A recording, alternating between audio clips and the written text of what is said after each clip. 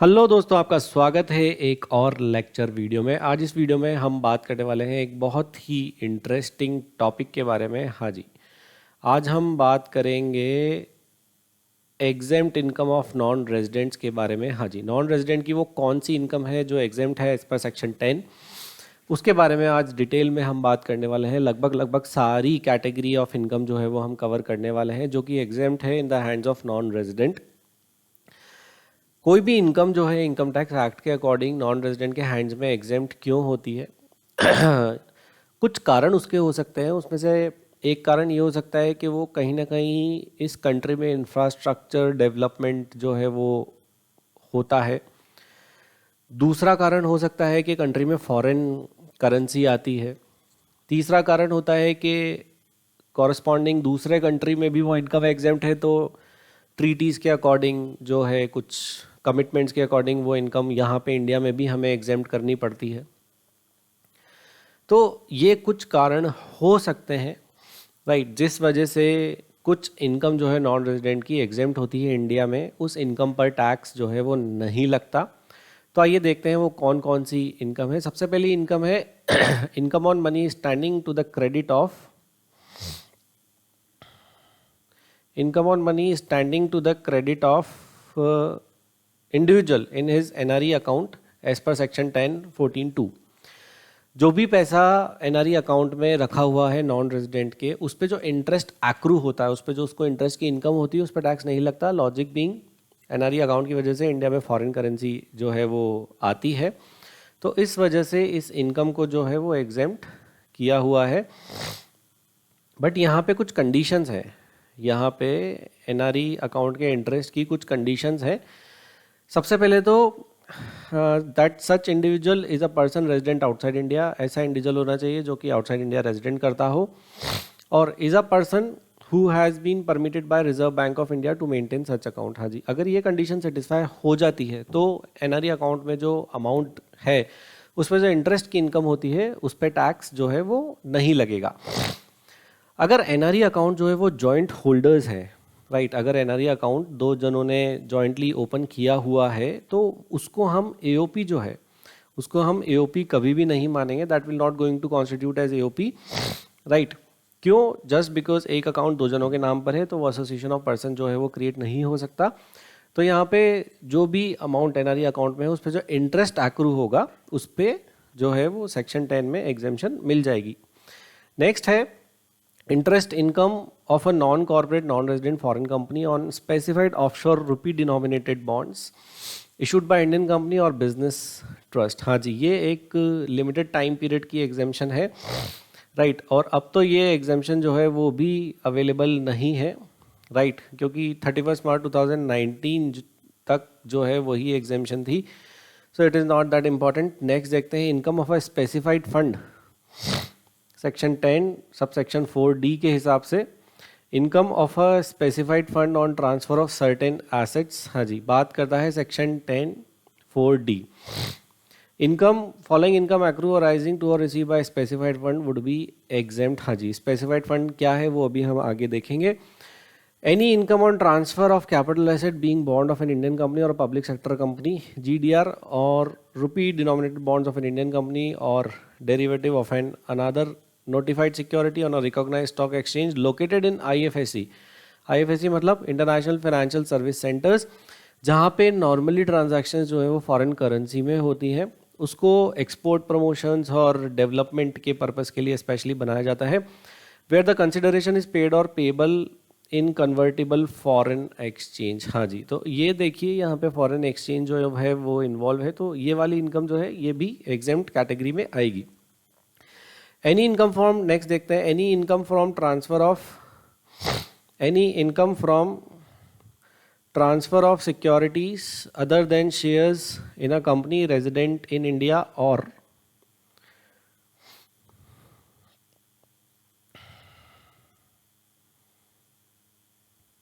or any income from securities issued by non-resident and where such income otherwise does not accrue or arise in India। ये इस nature की income भी जो है वो exempt होगी। वो इनकम एक्रू और अराइज इन इंडिया जो है वो नहीं होनी चाहिए। Any income from securities Any income from securities from a securitization trust which is chargeable under the head profits and gains of business or profession to the extent, कहाँ तक exempt होगी? To the extent such income accrued or arising to or is received is attributable to units held by non-resident computed in the prescribed manner. हाँ जी, meaning of certain terms देख लेते हैं. For this purpose securities का मतलब क्या है?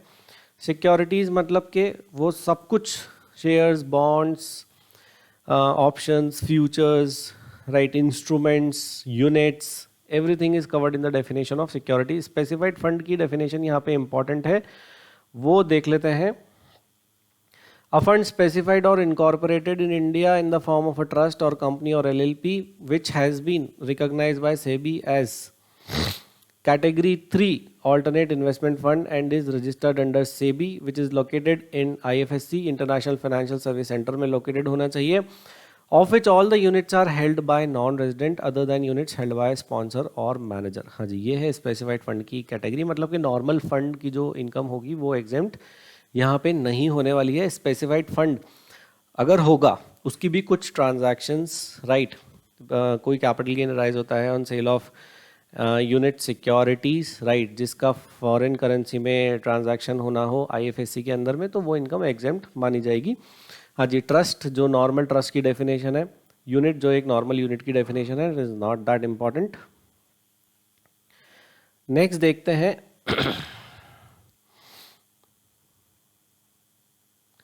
Remuneration receive by individual who are not citizen of India. हाँ जी, इसकी बात करता है हमारा सेक्शन 10 सबसेक्शन 6, राइट. तो सबसे पहली कैटेगरी है remuneration receive by officials. Remuneration received by officials of embassies etcetera of foreign state, right.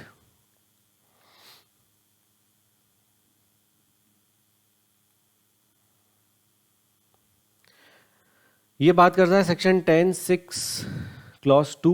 If the remuneration receive by an individual who is not a citizen of India, हाँ जी, वो Indian citizen नहीं होना चाहिए. For services as an official by whatever name called of an embassy, high commission, legation, commission, consulate और trade representative of foreign state और a member of state of any of this official is exempt. हाँ जी, conditions क्या हैं? The remuneration received by our corresponding government official resident in such foreign country should be exempt. हाँ जी, जिस country का वो ऑफिशियल है उस कंट्री में हमारे जो देश के लोग हैं, राइट, उनकी भी जो इनकम है, कॉरस्पॉन्डिंग गवर्नमेंट ऑफिशियल्स, उनकी भी जो इनकम है वो एग्जेम्प्ट होनी चाहिए, तभी हम उनको एग्जेम्पशन देंगे. The above mentioned member of the staff of such official should be the subjects of the respective countries and should not engage in any other business or profession or employment in India. वो जो है वो जो non Indian non citizen जो है, जो India का citizen नहीं है, वो सिर्फ एम्बेसी, लीगेशन, कमीशंस के काम करेगा. कोई और बिजनेस और प्रोफेशनल एक्टिविटी में वो इन्वॉल्व जो है वो नहीं होना चाहिए. अगर होगा तो एग्जेम्पशन यहाँ पे ग्रांट नहीं की जाएगी. नेक्स्ट है सेक्शन 10 सबसेक्शन 6 के अंदर में ही remuneration received for services rendered in India by foreign national employed by foreign enterprise. The remuneration received by a foreign national as an employ of a foreign enterprise और service rendered by him during his stay in India is also exempt from tax. इसकी condition देखते हैं. इसकी एक important condition तो है, उसका stay जो है, एम्प्लॉय का स्टे जो है इंडिया में 90 days in a previous year, उससे ज़्यादा नहीं होना चाहिए. The foreign enterprise not engaged in any business और profession in India. Foreign enterprise कोई बिजनेस प्रोफेशन इंडिया में नहीं होना चाहिए. स्टे 90 डेज से ज़्यादा नहीं होना चाहिए. और remuneration is not liable to be deducted from the income of the employer chargeable under the Income tax Act 1961. हाँ जी, जो एम्प्लॉयर है उसका एम्प्लॉयर है, उसकी जब इनकम कैलकुलेट होगी, इंडिया वाली इनकम, तो उसमें से उसकी जो सैलरी है, उस एम्प्लॉय की सैलरी है, उसके डिडक्शन नहीं मिलनी चाहिए उसको. देखिए लॉजिकली ये बिल्कुल करेक्ट भी है कि उसकी डिडक्शन नहीं मिलनी चाहिए. अगर आप उसको उसकी डिडक्शन दे दोगे और दूसरी तरफ जो रेसिपिएंट ऑफ दैट मनी है, जो एम्प्लॉय है, वहाँ उसके हैंड्स में भी वो इनकम आपने एग्जेम्प्ट कर दी, तो इंडिया को तो दोनों तरफ से ही लॉस ऑफ रेवेन्यू है. एक तरफ आपने डिडक्शन दे दी, दूसरी तरफ आपने इनकम एग्जेम्प्ट कर दी, right. So this should not be the case. इसलिए ये इनकम जो है डिडक्शन के लिए एलिजिबल नहीं होनी चाहिए। क्यों? क्योंकि एम्प्लॉय के हैंड्स में ये इनकम एग्जेम्प्ट है as per section 10 sub section 6 clause 6। हाँ जी, नेक्स्ट देखते हैं। Salary received by a non citizen for service rendered in connection with employment on foreign ship. हाँ जी, फॉरेन शिप पे एम्प्लॉयमेंट, राइट, नॉन सिटीजन की services जो है वो एग्जेम्प्ट होगी। यानी income chargeable under the head salaries received by और due, received by और due to a non-citizen of India who is not a non-resident, who is also a non-resident as a remuneration for services rendered in connection with his employment on a foreign ship is exempt provided his total stay in India does not exceed 90 days during the previous year। अगर conditions satisfy हो जाती हैं तो वो non resident जो एक foreign ship पे employed है उसकी इनकम जो है, राइट, उसकी इनकम जो है वो भी एग्जेम्प्ट मानी जाएगी। Remuneration receive bye foreign government employees during their stay in India for specified training. हाँ जी, किसी फॉरेन गवर्नमेंट ने एम्प्लॉयज़ को इंडिया में भेजा for the purpose of specified training, तो वो इनकम जो है वो भी एग्जेम्प्ट मानी जाएगी। Any remuneration received by employee of government of a foreign state from their respective government during his stay in India is exempt from tax if remuneration received in connection with the training in any establishment of office or undertaking owned by the government, any company owned by the government, any company which is subsidiary of company as referred to in part number B, मतलब कि government की subsidiary, any statutory corporation जो law के according established की गई हो, any society registered under the Societies Registration Act 1860। हाँ जी, तो इस तरह की जो इनकम है ये भी एग्जेम्प्ट इनकम की कैटेगरी में फॉल होगी यहाँ पे। It may also carefully noted that the exemption is available under section 10(6) only to an individual who is not a citizen of India. हाँ जी, सेक्शन 10 सब सेक्शन 6 में हमने अभी 3-4 एग्जेम्पशंस पढ़ी। ये सारी एग्जेम्पशंस तभी मिलेंगी जब वो पर्सन जो है वो इंडियन सिटीजन नहीं होगा, तभी वो एग्जेम्पशन के लिए जो है वो एलिजिबल हो पाएगा। इनकम एक्रूइंग और अराइजिंग, नेक्स्ट देखते हैं। इनकम एक्रूइंग और अराइजिंग और received by a foreign holder of from a specified fund और on transfer of units in a specified fund, section 10(23) FBC। हाँ जी, कुछ यूनिट्स जो है उसके स्पेसिफाइड फंड्स की ट्रांसफर पे जो है इनकम होगी नॉन रेजिडेंट को, तो वो भी एग्जेम्प्ट मानी जाएगी। Nature of income exemption, any income accruing और arising or received by unit holder from a specified fund on transfer of units in a specified fund would be exempt। हाँ जी, specified fund क्या होगा? specified fund वही that has to be registered recognized by SEBI as a category 3 alternative investment fund होना चाहिए, registered with SEBI होना चाहिए, IFSC में located होना चाहिए, right, जिसकी यूनिट जो है वो सारी की सारी नॉन रेजिडेंट के पास होनी चाहिए except the units held by the sponsor और द मैनेजर, राइट। तो यहाँ पे उसको उसकी जो इनकम है वो एग्जेम्प्ट हो जाएगी। Certain income of wholly owned subsidiary of Abu Dhabi investment authority, sovereign wealth fund and specified pension fund. हाँ जी, Abu Dhabi investment authority which is located in Dubai, Abu Dhabi, right. Sovereign wealth fund जो national funds होते हैं which is recognised by the government, right. इस तरीके के fund जो हैं वो इंडिया में आके इन्वेस्टमेंट करते हैं, इंफ्रास्ट्रक्चर पे पैसा लगाते हैं, उसके बाद उनको कोई इंटरेस्ट, कैपिटल गेन या फिर डिविडेंड जैसी कोई इनकम होती है इन फंड्स को, तो ये इनकम को जो है वो एग्जेम्प्ट कर दिया गया है in the hands of non resident. हाँ जी, लॉजिक बीइंग ये बहुत बड़ा इन्वेस्टमेंट करते हैं कंट्री के अंदर में और ये बड़े हेल्पफुल होते हैं इंफ्रास्ट्रक्चर डेवलप करने के लिए, जैसे मेट्रो के प्रोजेक्ट्स हो गए, जैसे कोई बहुत बड़ा कोई इंफ्रास्ट्रक्चर प्रोजेक्ट हो गया, राइट। सो इसलिए यहाँ पे इनको एग्जेम्पशन दी गई है। Any income of a specified person in the nature of dividends, in the nature of dividend, interest or long-term capital gains arising from investment made by it in India, whether in the form of debt or share capital or unit, would be exempt if such investment is made between 1st April 2020 but on or before 31st March 2024। मतलब कि एक limited period के लिए with sunset clause जो है exemption मिलेगी, 31 मार्च 2024 तक जो है इन्वेस्टमेंट हो जाना चाहिए। And is held for least 3 years, minimum 3 साल के लिए जो है आपको वो यूनिट्स जो है इन्वेस्टमेंट की होल्ड करनी पड़ेगी। हाँ जी। एलिजिबल इन्वेस्टमेंट क्या है? सच investment should be eligible investment क्या है?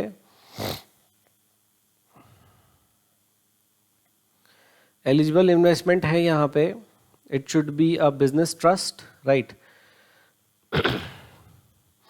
It should be a business trust or a company enterprise is formed for the purpose of developing, operating and maintaining any infrastructure facility as mentioned in section 80IA 4, right, or a category 1 or category 2 alternate investment fund registered under SEBI, right, having 100% investment in one or more of the company of enterprise as referred to in B above, right. So these are the conditions that has to be satisfied.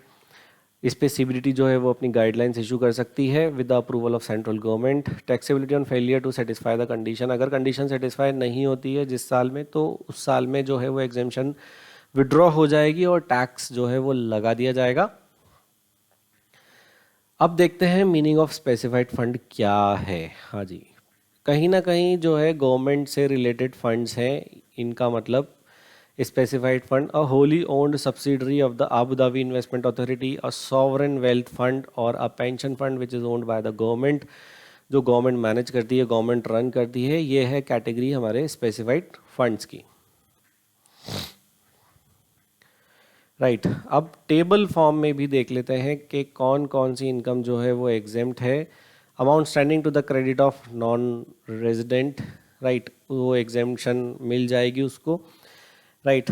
RBI जो है वो approve करेगी उस person को कि वो NRE account open कर सकता है और वो इंडिया के बाहर रेजिडेंट है, राइट। ये कंडीशन उसको सेटिस्फाई करनी है। अगर 2 होल्डर्स हैं एनआरई अकाउंट में तो उसको हम एओपी ट्रीट नहीं करेंगे, section 10(4)(c), right. Sunset clause के साथ है, एप्लीकेबल नहीं है सेक्शन, तो it is not that important. Section 10(4)(d), income accruing और असाइनिंग टू और रिसीव बाय स्पेसिफाइड फंड। हाँ जी, स्पेसिफाइड फंड मतलब के वो फंड जो कैटेगरी 3 ऑल्टरनेट इन्वेस्टमेंट फंड है, सेबी के साथ रजिस्टर्ड है, आईएफएससी में लोकेटेड है और जिसकी सारी यूनिट्स नॉन रेजिडेंट के पास हैं except 2 units which are held by sponsor और द मैनेजर। इन फंड्स को अगर कोई कैपिटल गेन होता है on transfer of certain units, right, वो एग्जेम्प्ट है। ऑन ट्रांसफर ऑफ सिक्योरिटीज और securities issued by non resident, ये सारी इनकम जो है वो एग्जेम्प्ट की कैटेगरी में यहाँ पे डाली गई है। नेक्स्ट देखते हैं, remuneration received by foreign diplomats, consulates and their staff subject to certain conditions, section 10(6) हम ऑलरेडी पढ़ चुके हैं। वो इंडिविजुअल जो सिटीजन नहीं है उसको मिलेगी, प्रोवाइडेड जो कॉरस्पॉन्डिंग कंट्री है वहाँ पे हमारे लोगों की जो इनकम है वो भी एग्जेम्प्ट होनी चाहिए। remuneration received by an employee of a foreign enterprise service rendered by him during a stay in India, condition क्या क्या है? वो एंटरप्राइज जो है इंडिया में कोई बिजनेस प्रोफेशन नहीं करेगा, उसका इंडिया में स्टे 90 डेज से ज़्यादा का नहीं होना चाहिए और जो रेम्यूनरेशन है उसकी इनकम इंडिया में कैलकुलेट करते वक्त डिडक्टिबल आइटम नहीं होना चाहिए, राइट। तो यहाँ पे कंडीशन सेटिस्फाई हो जाती है, तो यहाँ पे हम उसकी इनकम को एग्जेम्प्ट कैटेगरी में रिकॉग्नाइज कर लेते हैं, that will be a tax free income. Salary received by or due for services rendered in connection with his employment on a foreign ship if his stay in India does not exceed 90 days in the previous year. Non residents अगर foreign ship पे employed है for services जिनका India में stay 90 days से ज़्यादा नहीं है, तो ये इनकम भी उनकी जो है वो एग्जेम्प्ट कैटेगरी में मानी जाएगी। नेक्स्ट है section 10(6)(11), remuneration received as an employee of the government of a foreign state during his stay in India in connection with his training in any government official, statutory undertaking, corporation, registered society, etc. तो ये income जो है ये भी exempt है, right. Tax paid by government और Indian concerned in after but before 2002, ये भी सनसेट क्लॉज के साथ है, it is not that relevant and important section.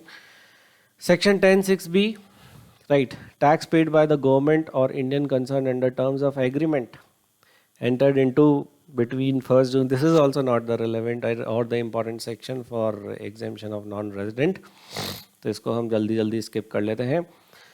section 10(6)(b), right, tax paid by the Indian company engaged in the business of operation of aircraft which has acquired an aircraft or aircraft engine or lease under an approved plan of the central government between agreement executed between 1st April 1997 and 31st March 1999 or after 31st March 2017 on lease rental income derived by the government of a foreign state or foreign enterprise is exempt from this category. Aircraft sector को promote करने के लिए जो है royalty income और fees for technical services under an agreement with the central government for providing services in और outside India in projects connected with security of India, India की सुरक्षा के लिए, इंडिया की सिक्योरिटी के लिए जो है रॉयल्टी इनकम या फिर FTS fees for technical services किसी एग्रीमेंट के तहत नॉन रेजिडेंट को पे की जाती है, फॉरेन कंपनी को पे की जाती है, तो उसको भी हम एग्जेम्प्ट मानेंगे एज पर सेक्शन 10(6)(c). क्यों? क्योंकि देश का मुद्दा है साहब, देश की सिक्योरिटी का मुद्दा है। नेक्स्ट इज रॉयल्टी इनकम और fees for technical services rendered in outside India, in और outside India for the national technical research organisation non corporate non resident of foreign company, ये भी एग्जेम्प्ट हो जाएगी। फॉरेन नेक्स्ट देखते हैं section 10 subsection 8, foreign income and remuneration received by an individual from the government of a foreign state in connection with any cooperative technical assistance program and project under agreement between central government and the government of a foreign state। तो इस तरह की जो income है, naturally इस तरीके की income को जो है वो एग्जेम्प्ट आपको करना पड़ेगा, क्योंकि ये कंट्री एज अ होल और नेशनल इंपॉर्टेंस मैटर्स हैं। इन इनकम को आप टैक्स नहीं कर सकते। अगर आप इन इनकम को टैक्स कर देंगे तो कोई भी कंट्री आपके कंट्री के साथ कोलैबोरेशंस नहीं करेगा for your security measures, for your defence measures, for your technological matters, right. Section 10(8)(a), foreign company, foreign income and any remuneration और fees receive by such person, right, under a technical assistance grant, same section, लगभग spirit same है, right, तो भी exemption यहाँ पे उसको मिल जाएगी। Next देखते हैं section 10(8)(b), foreign income and remuneration receive directly और indirectly by an individual who is assigned to duties in India in connection with any technical assistance programme and projects in connection with an agreement entered into by the central government and the agency from a consultant referred to in section 10(8)(a). किसको exemption मिलेगी? Employ of a consultant being an individual not being citizen of India और being an Indian citizen who is not ordinarily resident in India, contract of service must be approved by the prescribed authority before commencement of service। अगर ये condition satisfy हो जाती है तो इस तरीके की इनकम जो है वो भी एग्जेम्प्ट इनकम की कैटेगरी में फॉल हो जाएगी। Section 10 subsection 9, foreign income, any family member of individual as referred to in section 10(8) and B accompanying with him to India. हाँ जी, अगर ऊपर वाले सेक्शन जो हमने अभी देखे, राइट, यहाँ पे ये राइट फॉर कोई प्रोजेक्ट पे है जो टेक्निकल असिस्टेंस प्रोग्राम है in association with the government और द गवर्नमेंट एजेंसी, राइट, तो वो इंडिया में अगर आते हैं तो और उनके साथ कोई अकम्पनिंग करके आता है उनका कोई फैमिली मेंबर, तो उनकी जो इनकम होगी वो भी यहाँ पे एग्जेम्प्ट कैटेगरी में आ जाएगी। Foreign income referred to in section 10(8)(8)(a), 8(b), 9 above referred to the other income accruing or arising outside India, such income would be exempt provided, right. इसके अलावा और कोई इनकम जो है उनकी अगर होती है, राइट, तो वो भी एग्जेम्प्ट होगी provided it is not deemed to accrue और अराइज इन इंडिया। वो इनकम इंडिया में एक्रू और अराइज जो है वो नहीं होनी चाहिए। And the individual is required to pay any tax और सोशल सिक्योरिटी टैक्स और any such income to the government of the foreign state और country of origin of such member. Section 10(15)(3)(a), income on deposit made by foreign bank with schedule bank with the approval of RBI, right, इस तरह की income जो है वो भी exam category में आ जाएगी। Section 10 subsection 15(6)(fa), interest payable by scheduled bank और deposit in foreign currency where acceptance of such deposit is duly approved by RBI। Foreign bank का डिपॉजिट आता है, राइट, उस पर जो इंटरेस्ट इनकम होती है अगर RBI अप्रूवल दे देगी तो ये वाली इनकम जो है ये एग्जेम्प्ट कैटेगरी में चली जाएगी, राइट।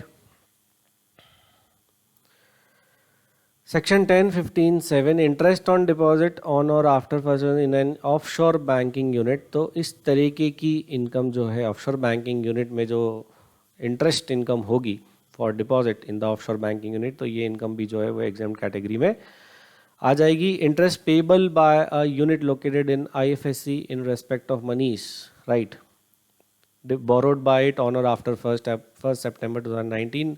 नॉन रेजिडेंट की इनकम, ये इनकम भी जो है एग्जेम्प्ट कैटेगरी में जाएगी. Section 10 subsection 15A, lease rent paid by N Indian company which is engaged in the business of operation of aircraft to acquire an aircraft or an airplane engine other than payment of spare service in connection with operation of lease. spare service operation of इन सब का payment नहीं होना चाहिए. as approved by the central government, agreement entered into between these dates. तो यहाँ पे भी जो है वो exemption इस इनकम पे मिल जाएगी. Section 1023BB, income of European Economic Community derived in India from interest, dividend or capital gains from investment out of its funds under notified scheme of central government.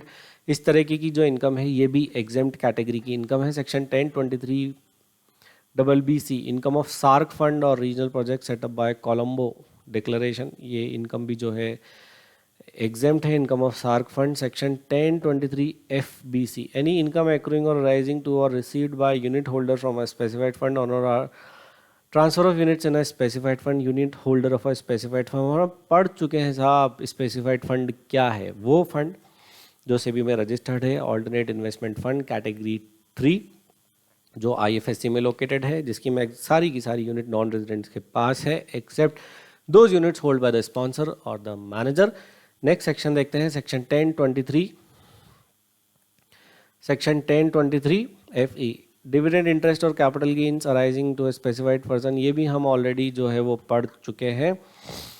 Section 1048, income received in India in Indian currency on account of sale of crude oil, हाँ जी, और other goods और rendering services may be notified by the central government in this behalf. Foreign company and agreement should be notified by the central government in national interest. अगर ये condition satisfy होती हैं तो उस फॉरेन कंपनी की जो income है वो एग्जेम्प्ट मानी जाएगी. On account of sale of crude oil और other goods on rendering of services, it should not engage in any other activity in India. उस फॉरेन इन कंपनी की इनकम जो है वो भी एग्जेम्प्ट की कैटेगरी में जो है वो फॉल हो जाएगी. नेक्स्ट देखते हैं सेक्शन 1048A, इनकम एक्रूइंग और arising on account of storage of crude oil in a facility in India and sale of crude oil therefrom to any person resident in India, foreign company and agreement should be notified by the central government in national interest. हाँ जी, कोई foreign company जो crude oil storage की activities कर रही है India में और government ने उसके साथ एग्रीमेंट है गवर्नमेंट का और गवर्नमेंट ने उसको जो है वो नोटिफाई किया गया है, तो फॉरेन कंपनी की जो इनकम होगी on account of storage of crude oil और facilities in India, that will going to be the exempt income. Logic behind these kind of sections is that we as a country we need to import lot of crude oils. उसकी वजह से हमारा बहुत सारा जो foreign exchange है वो बाहर चले जाता है. तो हम ऐसी फैसिलिटीज़ इंडिया में डेवलप करना चाहते हैं so that we should have infrastructure और facilities so that maximum quantity और the maximum volume of crude oil should get stored in the country itself, ताकि जब क्रूड ऑयल के रेट्स कम हो तो हम क्रूड ऑयल जो है इम्पोर्ट करके स्टोर कर पाएँ, ताकि हमारा जो इंपोर्ट बिल है, जो हमारे डेफिसिट्स क्रिएट होते हैं बिकॉज हमें बहुत सारा ऑयल इंपोर्ट करना पड़ता है, इसकी वजह से ये प्रॉब्लम क्रिएट ना हो. उसकी वजह से मेजर प्रॉब्लम ये आती है कि रुपी की जो वैल्यू है वो डेप्रिशिएट होती है in terms of USD dollar के कंपैरिजन में. तो इसलिए इस कारण की वजह से हमारे पास we have such sections in income tax act कि कोई फॉरेन कंपनी है इंडिया के साथ एग्रीमेंट कर ले, यहाँ पे फैसिलिटी डेवलप कर दे क्रूड ऑयल बेचने की या फिर क्रूड ऑयल स्टोरेज करने की, और गवर्नमेंट उसको नोटिफाई कर दे, तो उसकी जो पर्टिकुलर इनकम है वो इंडिया में एग्जेम्प्ट हम कर देंगे section 1048A out of these activities, right. Section 10(4)B क्या कहता है, income from sale of left over stock of crude oil from facilities in India after expiry of agreement on agreement और arrangement referred to in section 1048A or on terminated of the said agreement in accordance with the terms mentioned therein, as the case may be subject to such condition has been notified by the central government. कोई foreign company है, right, जो कि left over stock को बेचती है India में, right, crude oil के, तो उसकी इनकम भी जो है वो भी एग्जेम्प्ट हो जाएगी. वो फॉरेन कंपनी जो लेफ्ट ओवर स्टॉक को बेचेगी, right, of crude oil from the facilities in India, तो यहाँ पे उसकी इनकम जो है वो एग्जेम्प्ट हो जाएगी एज पर सेक्शन 1048B. ये थी the full coverage of exempt income of the non resident. Next topic के लिए बहुत जल्दी लेक्चर वीडियो जो है आपको हमारे यूट्यूब चैनल पे मिल जाएगा। Thanks lot for watching this video. Channel को सब्सक्राइब कर लें। Thank you for watching this video. अगर आपका कोई भी क्वेश्चन है तो आप कमेंट बॉक्स में कमेंट करके हमसे पूछ सकते हैं। Thank you, thanks a lot, bye.